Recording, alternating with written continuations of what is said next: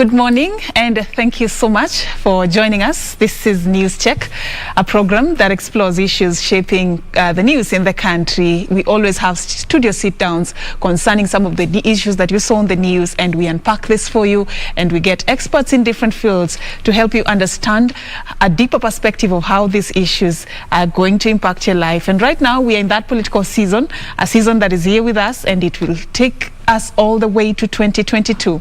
And what we are doing this morning is to assess the state of politics in the country. We'll talk about the OKA factor. We'll talk about the anticipated Azimio La Umoja conference this coming Friday. We'll talk about the issues that are shaping the 2022 general election, talk about the economy, the youth agenda, and everything that we have witnessed on the campaign trail right here on this particular program. I will be engaging two gentlemen on the second hour. Of course, we'll be addressing also the 16 days of activism against gender-based violence. So two ladies will be joining me later to discuss how far we've gone as a country when it comes to addressing gender-based violence. What are the hits, what are the misses, and what do we need to do as the way forward so that we can be able to better address that menace in the society. But on the first part, let's talk about matters politics. And in studio with me this morning, I'm engaging a panel of two gentlemen. Just allow me to introduce them and bring them on. And I'll start with the gentleman on my far left. His name is Tom Ojanga. He's the first vice chair of KANU party. Thank you so much, Tom, for creating time for us. Thank you, Serfine. The last time I heard you, you had a different title. Today, regional coordination for Nyanza. Yes. Yeah. Karibu sana once again. And then we have Alenga, Torosterdt. He's a political analyst. I guess I got that wrong. His second name is Torosterdt. Yeah. is a political analyst joining us also for this particular conversation. Thank you so much for creating time for us. Thank you. I'll stick with Alenga for this conversation. But I'm so excited about this because it's a season and the political temperature is boiling and soon it's going to start evaporating. A lot is happening. Every day we are treated to different developments in the political terrain. I'd like to start first of all with the KANU party. Yes.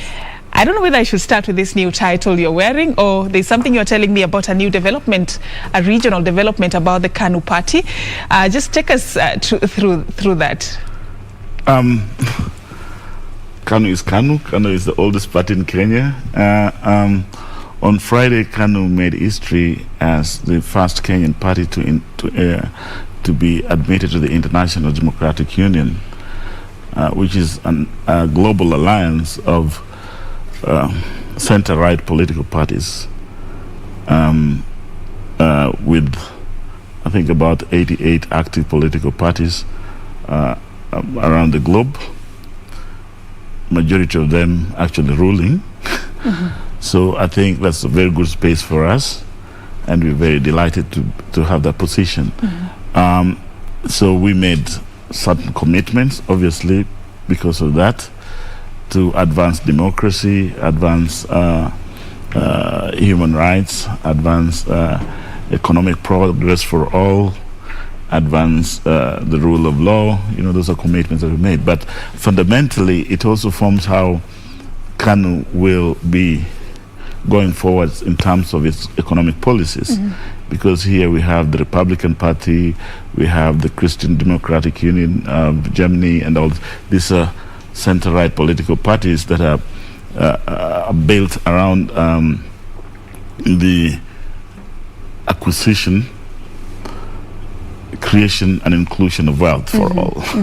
So this is going to be very interesting, and we have put up a small team to review what we did in 1965 with the session on paper number 10, which was really progressive then, but then was thwarted somehow by certain elements, which actually Lee Kuan Yew used to build Singapore.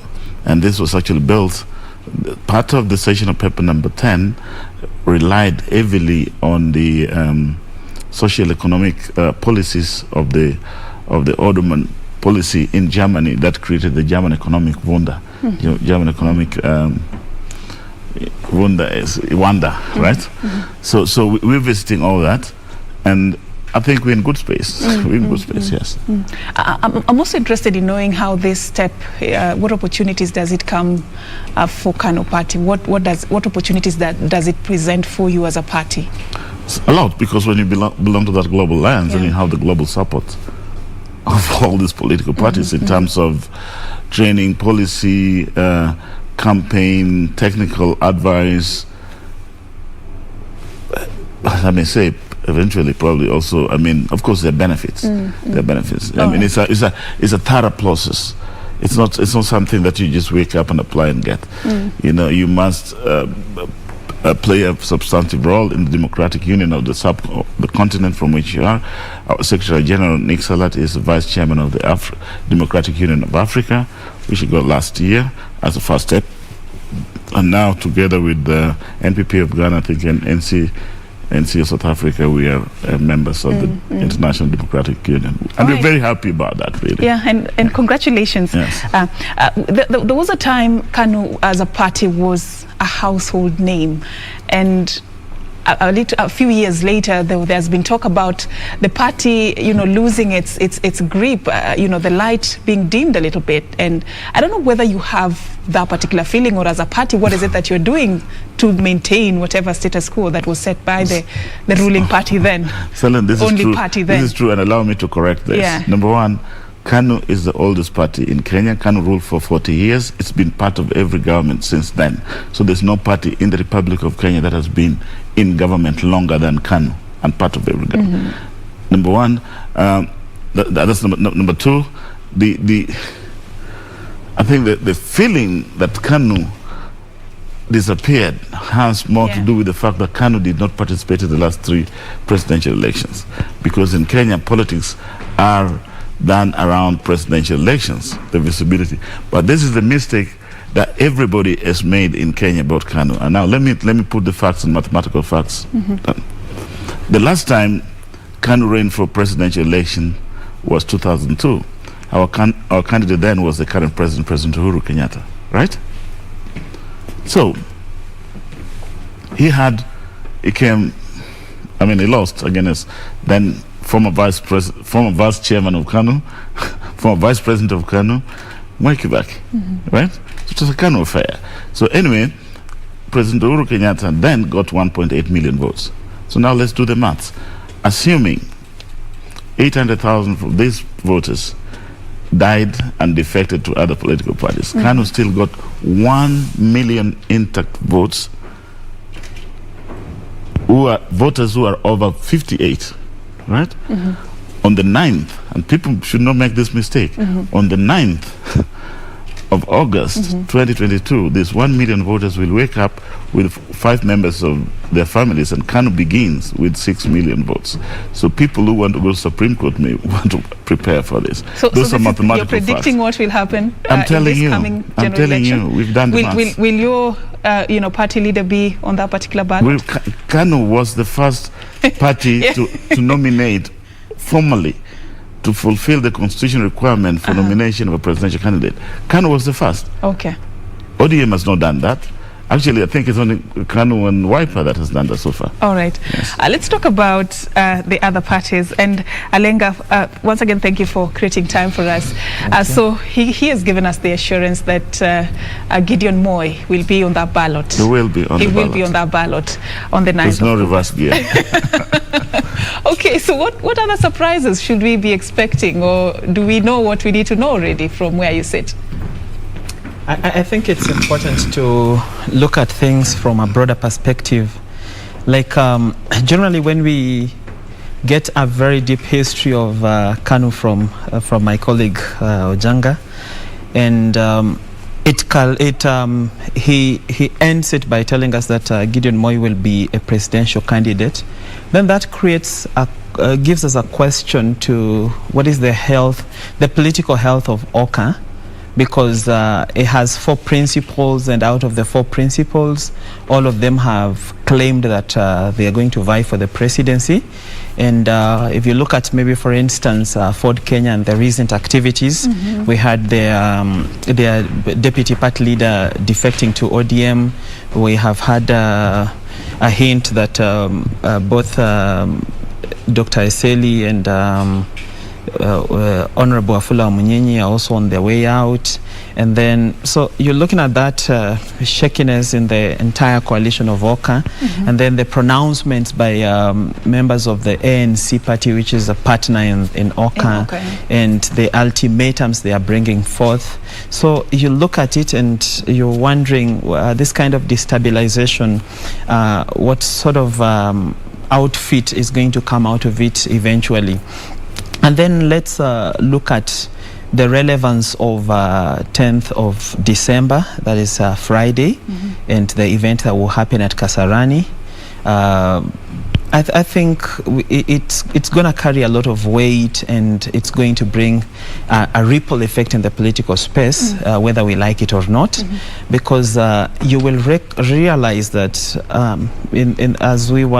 since the handshake period, there has been a lot of freezing within the political space, where people didn't really know where they want to go. Do they want to side with Deputy President William Ruto? Do they want to buy into Uhuru completely? So there was that fence sitting for quite a long while.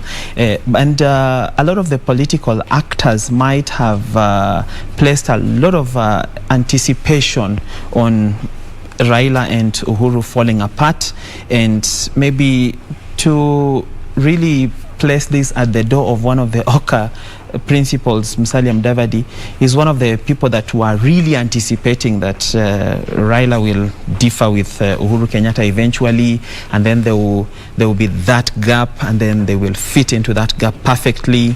And so the relationship between Raila Odinga and Uhuru Kenyatta has continued to flourish every day that passes, and this leaves a bit of uncertainty in the political space.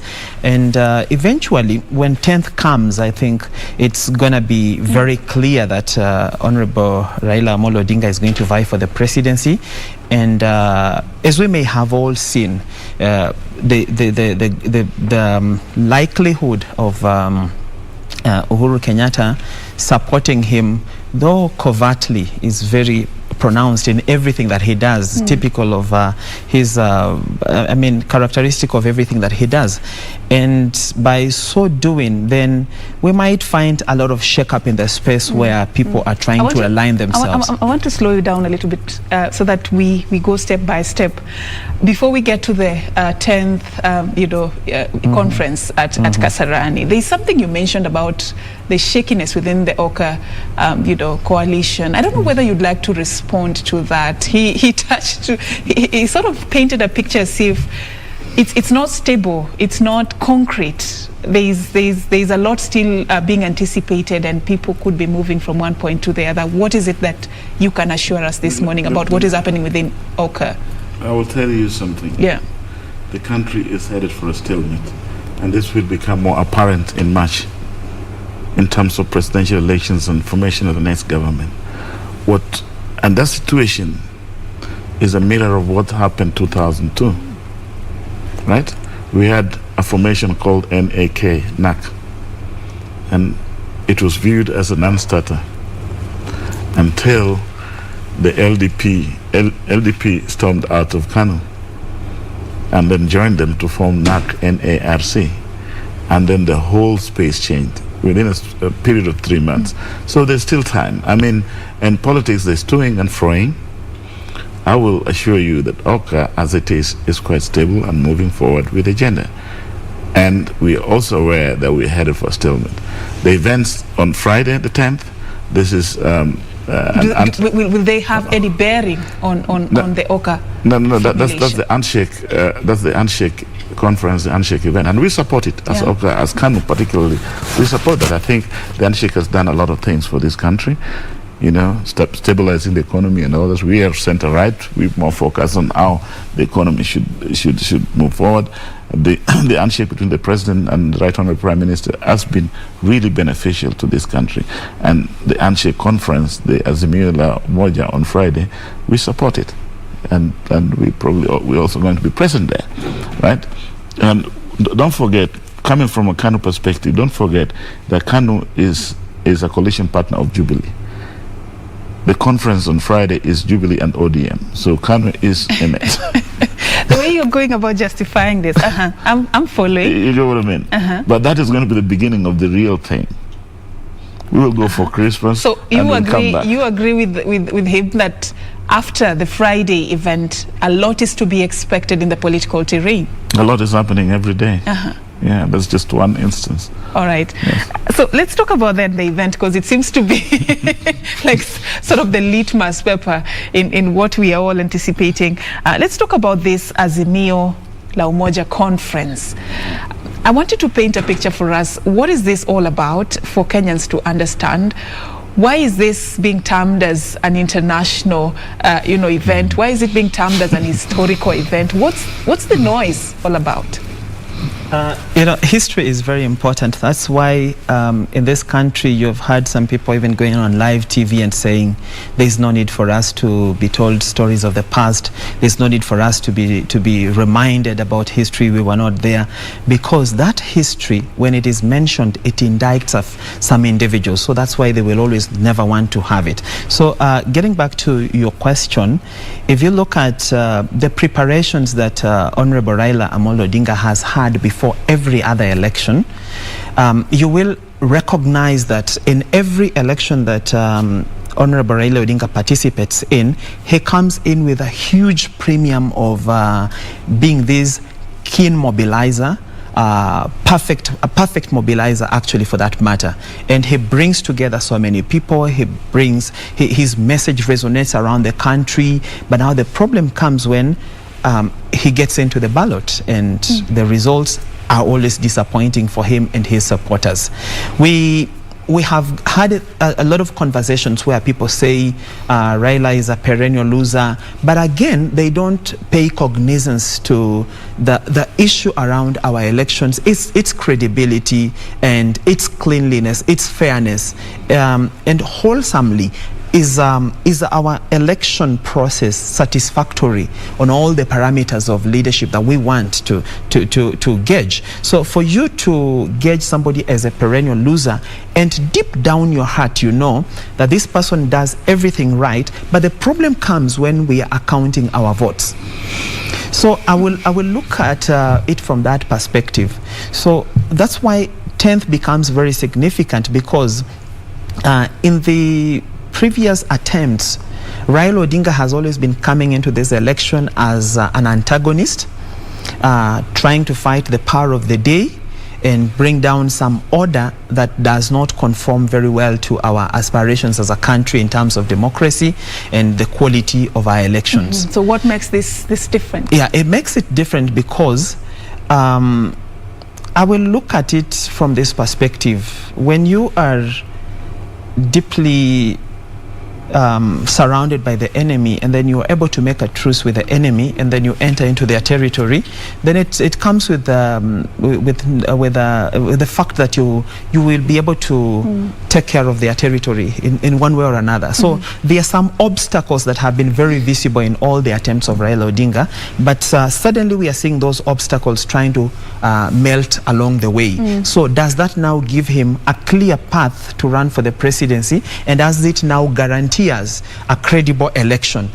Because one thing you will agree, if you subject Right Honorable Amolo Odinga on one hand, then William Ruto, then maybe if the OKA principals manage to agree amongst themselves who can be a presidential candidate, because all of them want to be. Which is another issue. They say they shouldn't be pressured to do it. Or maybe if you bring all of them, like everybody just vies, and then you subject all these candidates to a free and fair election. The truth of the matter is Raila Amolo Odinga will win the election. So that's why we are looking at this friendship with Uhuru Kenyatta, not as necessarily, not as something that will grant Raila Amolo Odinga access to the rigging format, but it will just quieten the interferences in the election.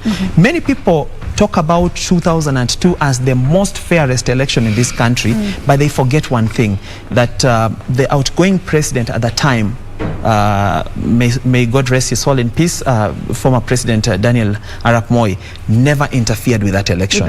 Okay, before, because I read your body language, Tom, and I know there is something you want to chip in there. Before I give you that chance, Alenga, there are people who have a feeling that the Raila who has been, going into these elections before is not the same Raila who is going into the 2022 general election.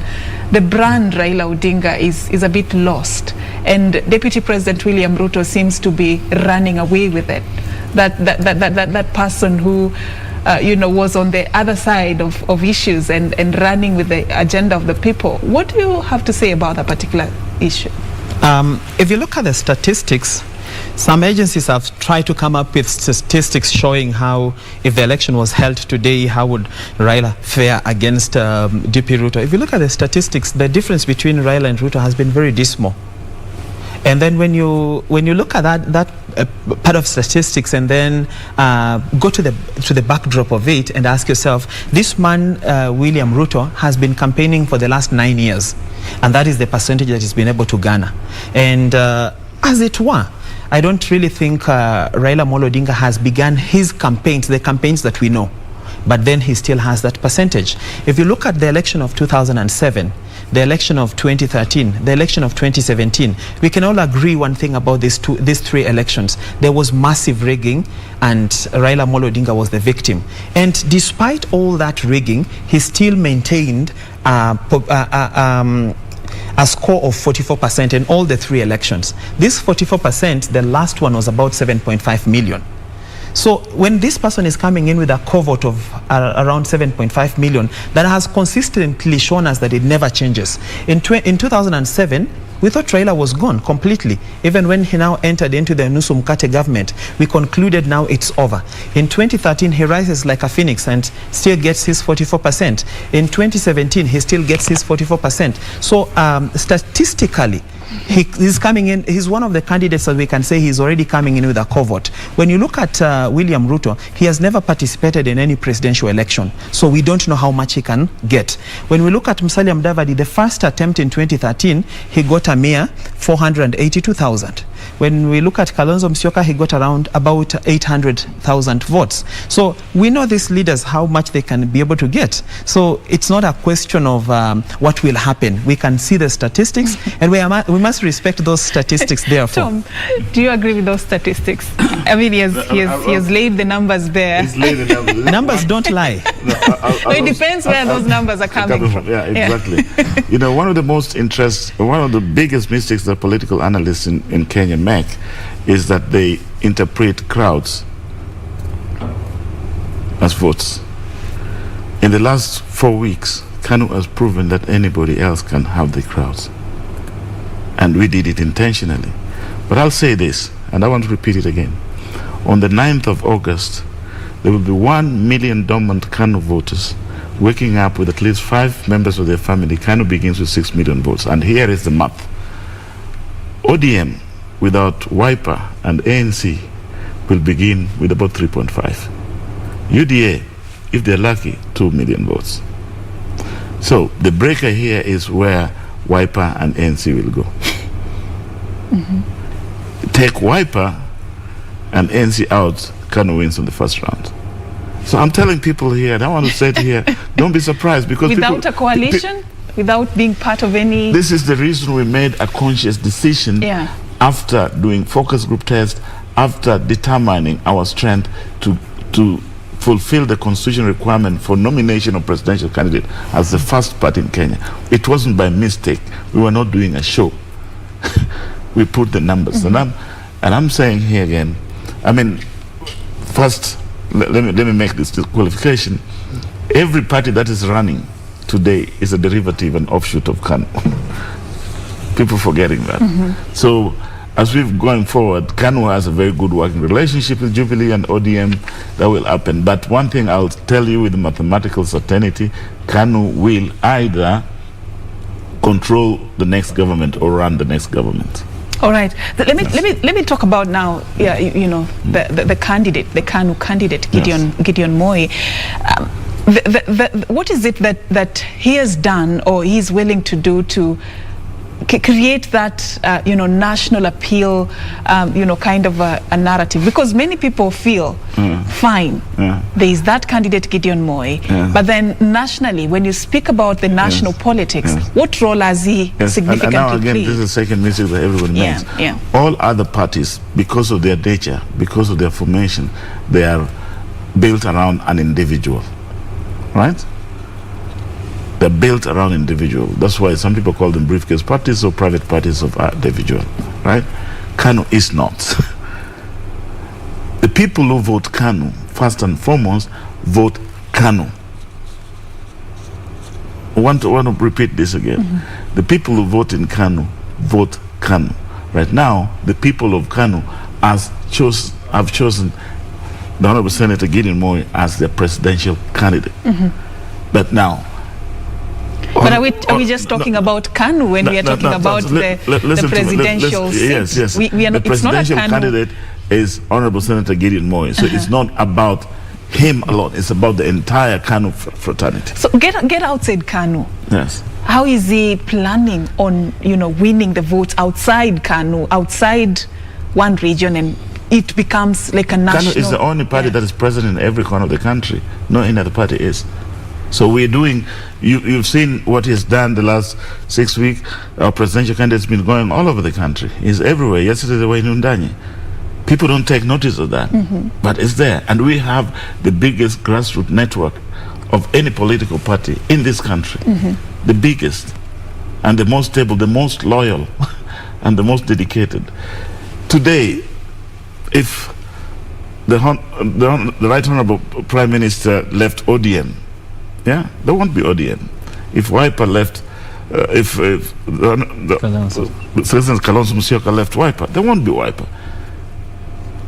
You get what I mean? The Right Honorable Prime Minister might leave ODM to a party called, I don't know, whatever, Azimio.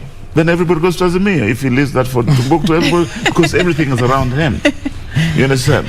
But KANU has been here, will be here to stay. Been tried and tested. Do you think the KANU factor alone is enough to, make Gideon Moi the next president? I think the previous question you asked would not have been best answered by Ojanga, because he has interests. So he would not really look at it from an open perspective. I think what KANU needs to do, I totally agree with Ojanga that KANU is one of those parties that have a vibrant organizational structure. You cannot wish that away. KANU has people on the ground love KANU. They associate with the party. And then KANU also has, it plays their politics on a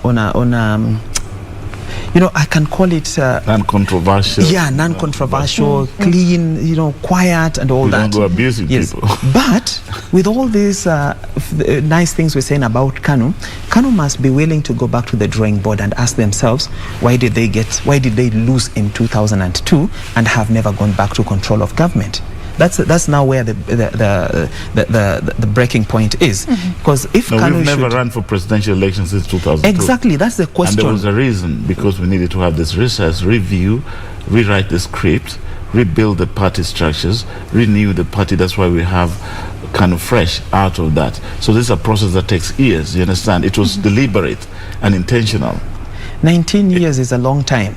So you didn't lose it. You were not part of the race. We were not part of the race. How do you lose a race? The reality is 19 years is a long time for supporters to just wait, wait eternally.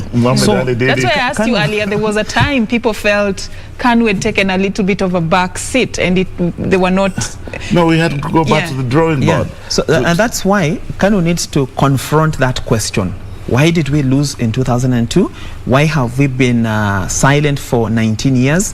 And then how can we get ourselves back? But you don't just wake up and say, we have now come, we have a presidential candidate. One of the things that made KANU be voted out in 2002 was massive corruption in the regimes that it had led, was disrespect to human rights, stifling the democratic space. Those are very pertinent issues. And before you confront those issues and tell Kenyans, today we have come back, this is what we have done, this is what we have faced out, and make us believe that, because you cannot be voted out for all those gross violations and then you come back and then you put the party in the hands of you put the party. No, I'm just talking as a Kenyan, as a normal Kenyan who is looking at KANU as a party.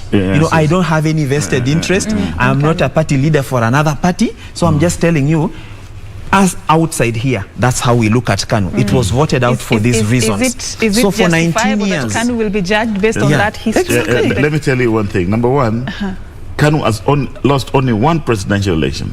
Only one. The rest of other parties that are competing have lost 5-6 times. Right? Let's correct that. KANU has only lost one presidential election. The other ones, they didn't participate, so they can't lose that. Secondly, on matters of corruption, there's been more corruption after KANU, and this is evident that KANU. So, corruption was blamed on PNU, TNA, and Jubilee. Right? So, you cannot say, KANU justify your corruption, why it happened, but these are the corruption we put aside because these are guys. There's no good guys here. Number two, the corruption is a problem in our society, and it requires everybody's intervention, right? It happened during KANU's time, and we admit, but it has happened in everybody's time, right? So it's not like KANU was the corrupt. The other ones have even stolen more. Yeah, that's true. But the tag, let me just the tag. No, the tag. The tag on KANU at the time. Let me tell you, the tag. What you need to confront. Tag is something that you create in the imagination of people. The people that were fighting KANU were organized in propaganda, right? And they said a lot of untruths. When they will sit here and I will break them down. They even said, one thing, when we come, we are second liberators, which is total nonsense because there was never second liberation.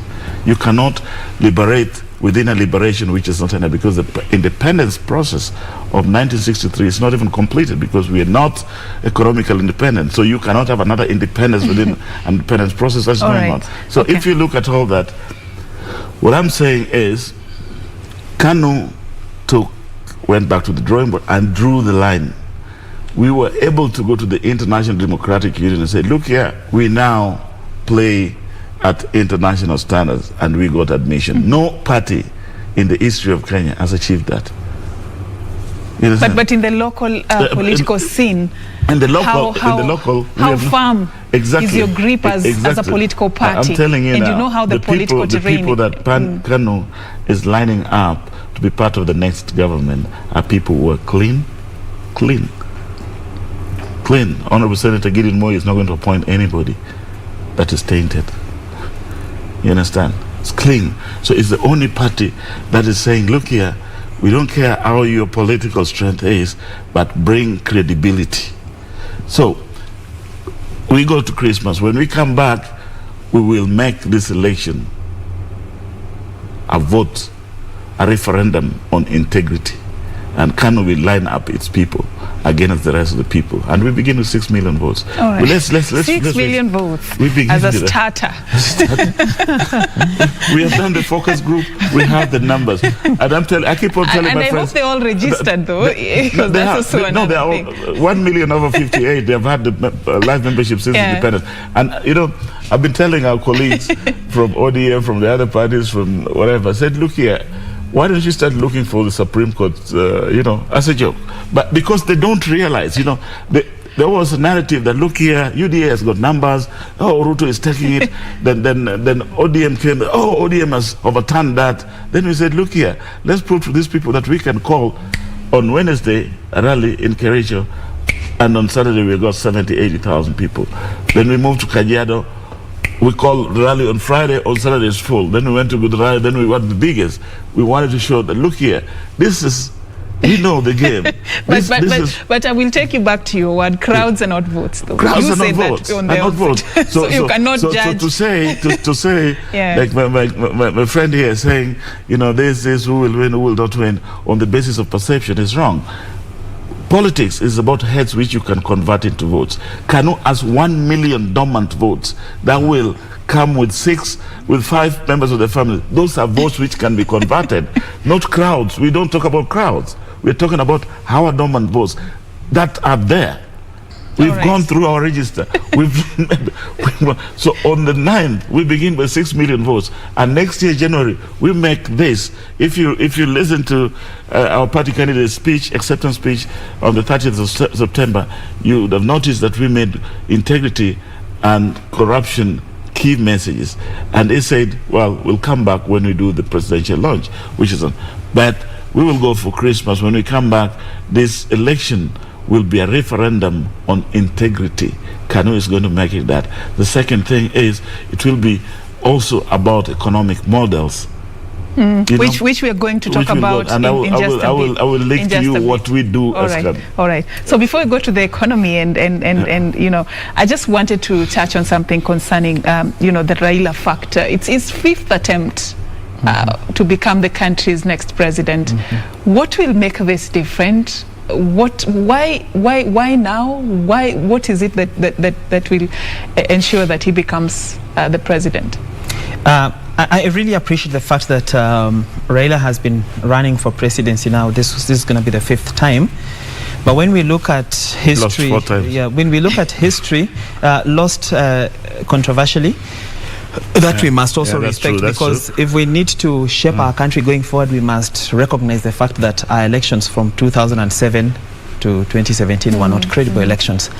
And any leader that dismisses that should know that they could also fall a victim of the same if we don't correct that going forward. Historically, there are leaders who have vied for even more than 7 times and eventually won the presidency. We just saw the other guy in Southern Africa. Senegal is also an example. Even in the US, Abraham Lincoln ran for 6 times, right? And then he won on the 7th.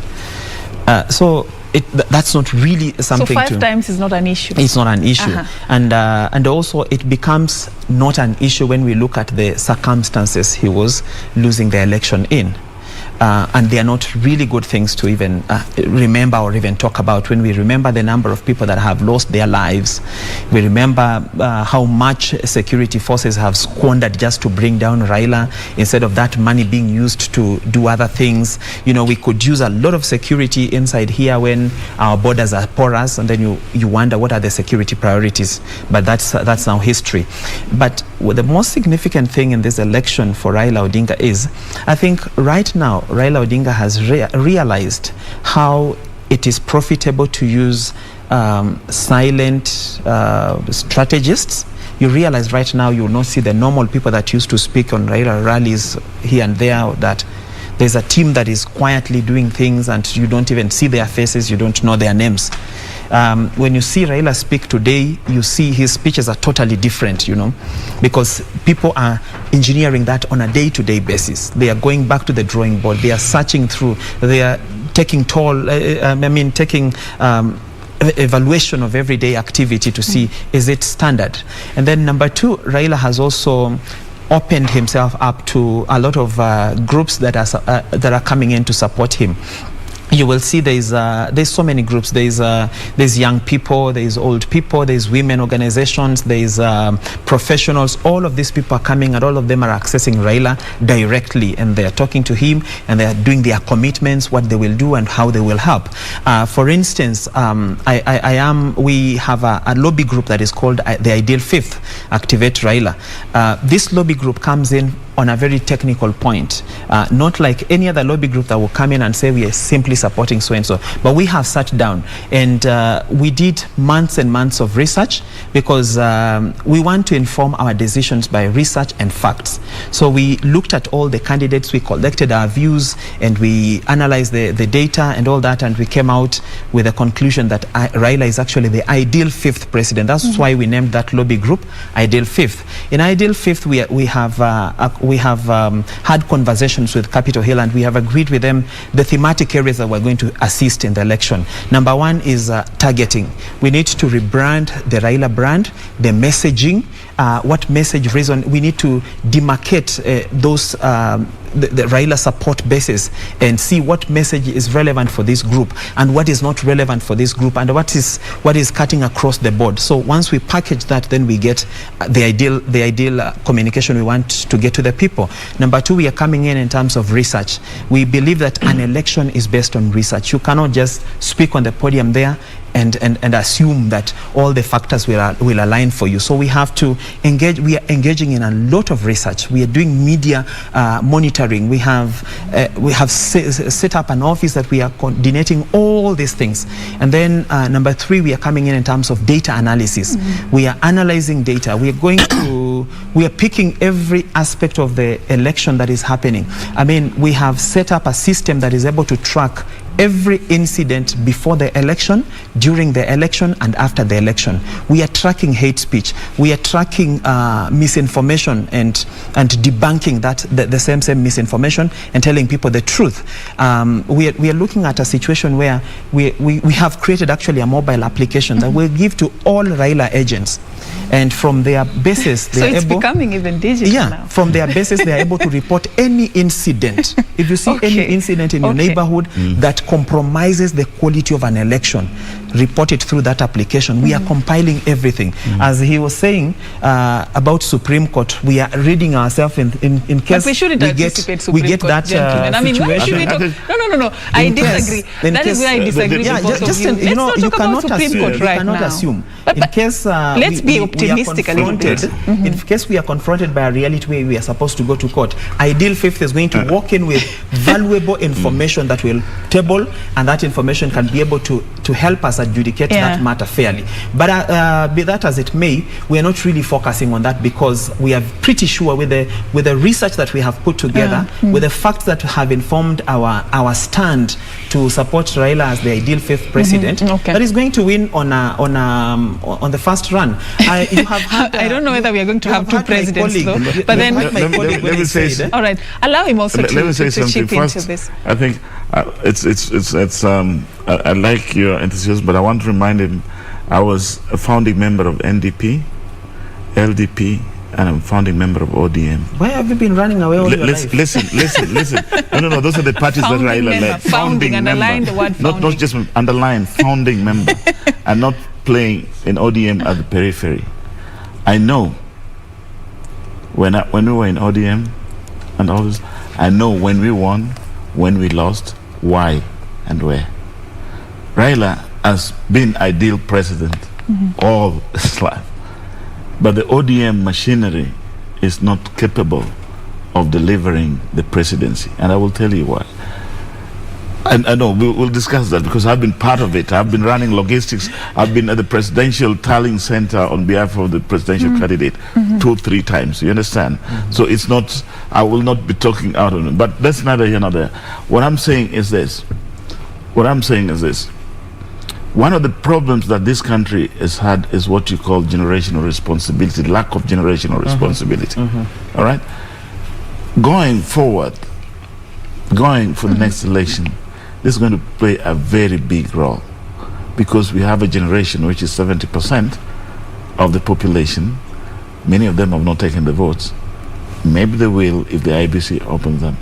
And that is going to be very crucial in determining who becomes the next president.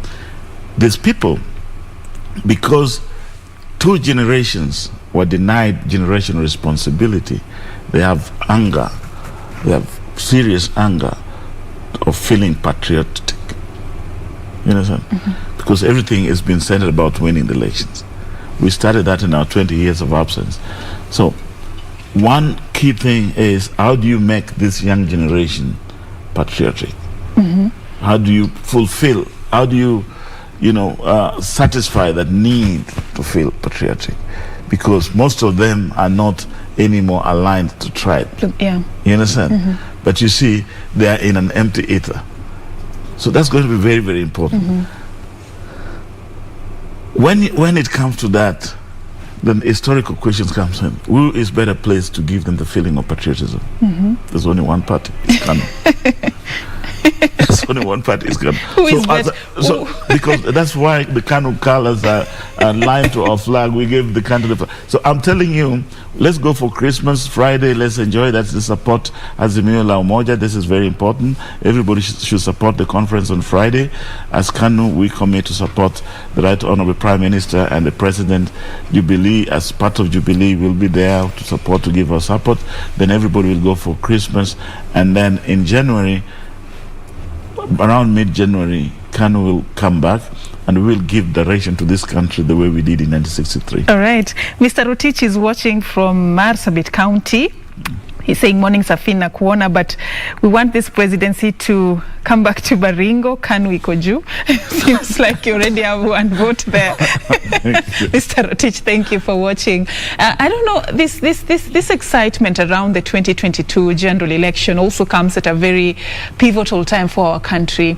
We need to look at the issues that ought to shape this coming election. Let's forget about the personalities.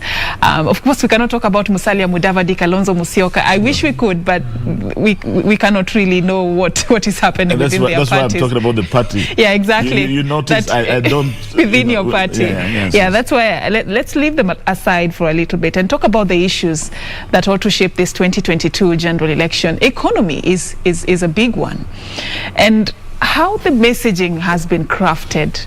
The same thing, but different, players bring in the different language and different promises on how, what's the best approach to it.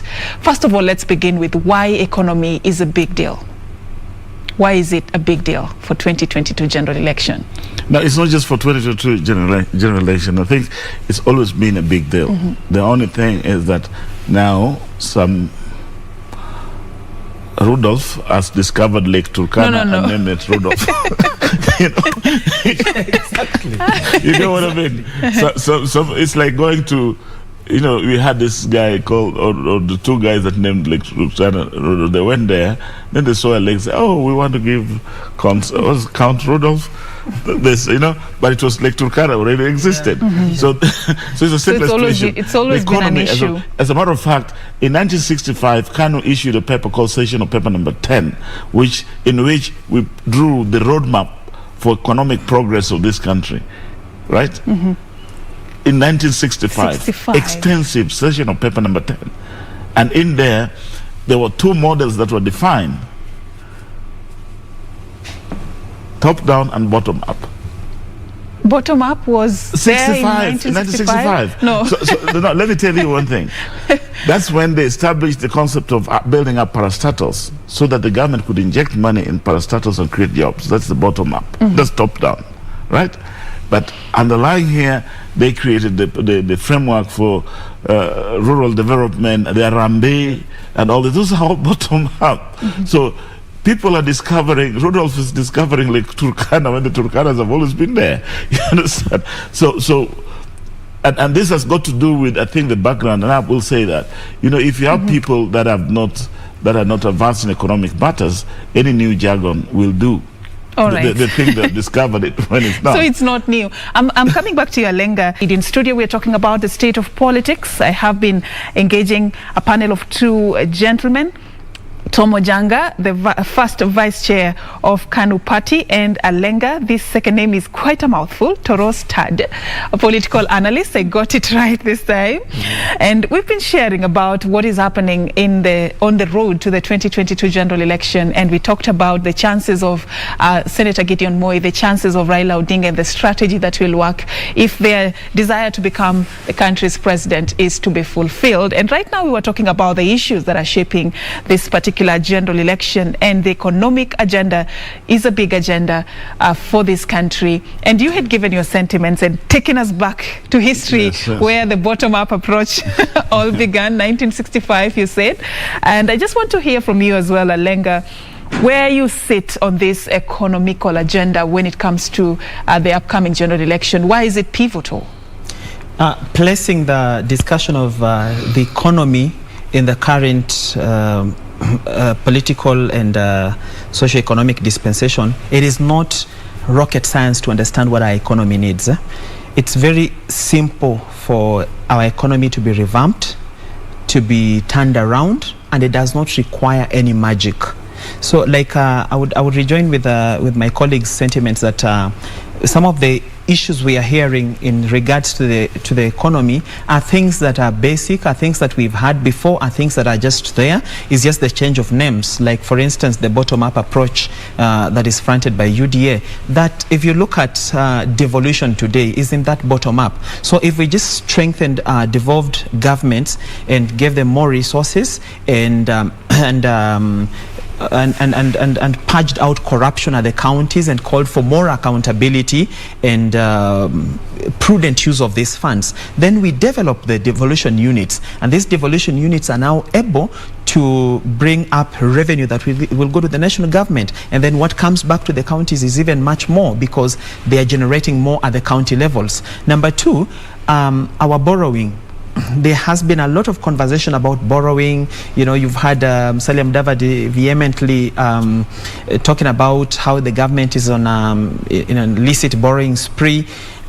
I would say this: borrowing isn't bad, but prudential use of that, what is borrowed, is what matters. If, for instance, we wanted to turn around our economy, let's borrow for industry.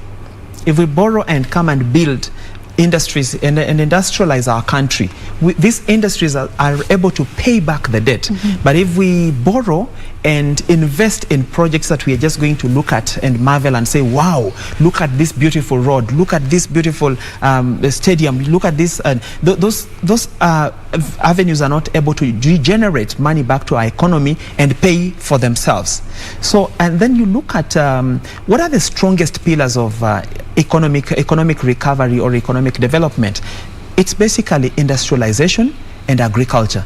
If we pay a lot of premium to our agriculture, if we turn around the arid areas into fantastic farming zones, if we are able to account for what we send, like you can imagine when we give money for Galana Kulalu and after the end of the day we cannot account for what came out of that. If we give a lot of money for Aurora and Kimwarer Dam and we cannot account for what came from that. So what amount of premium are we putting to agriculture? How much premium are we putting to industrialization? You will agree with me on this. Since the Jubilee government entered into power, there has been collapse of industry after industry. Even the smallest that we had are now coming down, and that ripple effect is going into other economic pillars like even supermarkets and what have you. Companies have closed down in the last 9 years. So if we wanted to reshape our economy, it is not a matter of that discussion won't even take a day. We just deliberate, okay, this is what we want to do. And then let us encourage our counties to look at things from what value proposition are they going to give into devolution, and then number two, what is their competitive advantage? You see, like what happened in Kitui, they looked around their county and they realized we have lots of fruits, the mangoes, and then they decided to do an industry that makes everything mango from that place. That is they realized their competitive advantage to other counties is that fruit industry, and they have enriched it pretty much. Let's look at counties like Mombasa. What have they done with the marine, the blue economy? The blue economy. How much have they turned around the blue economy? There's nothing much we can see. When we look at the northern frontier districts, we expected they would lead in terms of animal, they would be the biggest producers for Kenya Meat Commission and all that because they have the livestock. When we look at you look at a county like my home county of Vihiga, the governor looked around and saw there's really nothing much in terms of physical resources. Then they developed what they call the GIS system, and they also built an ICT lab that houses data for now 17 counties. So all the 17, a whole host of 17 counties are keeping their data in Vihiga County, and all those racks are being paid for by those counties. So you can imagine the amount of money that is coming in from the ICT infrastructure. So if all other counties would look at themselves in terms of what is the competitive advantage that you're bringing on the table, then the economy definitely goes up. But that is not what we hear from this political the presidential hopefuls, let me be specific, because how this messaging around the economy has been crafted, there's one side promising a monthly stipend for vulnerable Kenyans. The other side is promising to inject money in the lower level so that money can trickle down up. I don't know, do we have a problem with the language, the messaging, or the approach? What is it? We have a problem with almost everything on that. First, we need to understand one thing, as this. Political parties compete for power to run government, right? That's a basic principle. And what does running government mean? It means creating stimulation in the economy that is necessary to improve the lives of society, and to benefit everybody from generation. Now, for us, as KANU, we've looked at what has happened around the globe. Germany was destroyed in 1919, 1918, First World War, completely. There was no building. They were able to rebuild that. By 1940, they were probably one of the biggest industrial machineries in the world and conquer half of the world again. Then they were destroyed again, and they were able to rebuild it in 20 years. Singapore transformed the economy from one of the poorest nations on earth to one of the biggest economic powerhouses in one generation. The second question was the common denominator. The common denominator is what's called the ordoliberal economic model. I want to repeat, ordoliberal economic model. This is social market policies that benefit society and create wealth. So this is what we as KANU are going through. We did that in 1965, and when the Right Honourable Prime Minister met the President Uhuru and they said, we want to revisit where we went wrong, we would have hoped, as both of them were prominent members of KANU, that they revisit where we went wrong with our economic model that was proposed in 1965 in Session Paper number 10. But that has not been there. So in KANU we have taken up the question of putting up to run a government. You must understand macroeconomics, right? You must understand that governments are run on the basis of tax that citizens pay. So to run efficient government, you must be able to boost the amount of tax that you collect. To do that, you must be able to have policies that will be able to stimulate the economy in such a way that you have more taxpayers. You get what I mean? So now, I really love the Right Honourable Prime Minister as my friend, as my mentor and all that, but whoever came up with a welfare thing without telling us where the money is going to come from pained me personally. I say it on TV, it really pained me. The other one, wheelbarrow, I don't think that there's even any intellectual thinking about that. But we will from January tell you in terms of policy, we will tell industry, because KANU right now has been admitted into the International Democratic Union. It's a global alliance of center-right political parties, meaning we must put the economy at the center of our policy. Said. Thank you so much. I want to wind up this conversation because we want to cross over into the next hour. Let me allow you have your parting shots, 30 seconds each. Let me start with you, Alenga. I think it's a moment of politics we've already entered in, and we're going to be confronted with an opportunity to make a choice on which leader will lead this country from 2022 going forward. And we must define ourselves during that period. What kind of country do we want to have? We've seen what the past has looked like, and then now we have an opportunity to make a choice that will determine our going forward. So let's keeping an eye on the past, keeping an eye on where we are. Let's now be able to determine where we are going to. But what I will call upon Kenyans is, when you are confronted with that opportunity to cast your ballot, please vote for that leader based on the content of their ability, character, and personality. All right, thank you so much. Tom? I talked about generational responsibility. And this is crucial because this is one thing that has driven all the economies, the global economies, to where they are. In China, they have that. In America, in Britain, in Germany. What we need to ask before we get into election, the independence generation, what was their responsibility? Did they deliver? The post-independence generation, what was their responsibility? Did they deliver?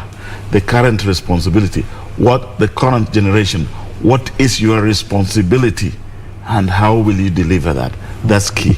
So now, once they have the current generation, the 70% population that are voting, know what their responsibility is and how it must be delivered, they should map that to the political party and to the person that will deliver that responsibility for them.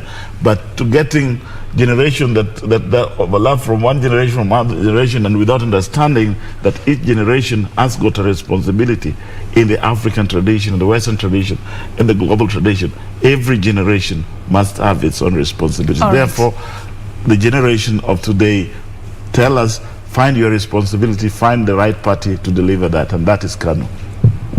All right.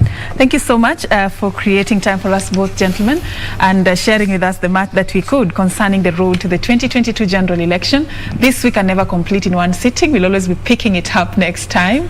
Thank you for creating time. We've talked about matters, Azimio La Umoja conference anticipated, expected to be taking place this coming Friday. The economic agenda forming a pivotal factor in the 2022 general election, and also who to watch, the people to watch on the road to the 2022 general election. Thank you for creating time for us. We're going to be taking a short break right now, but we are coming back with much more, so don't go too far.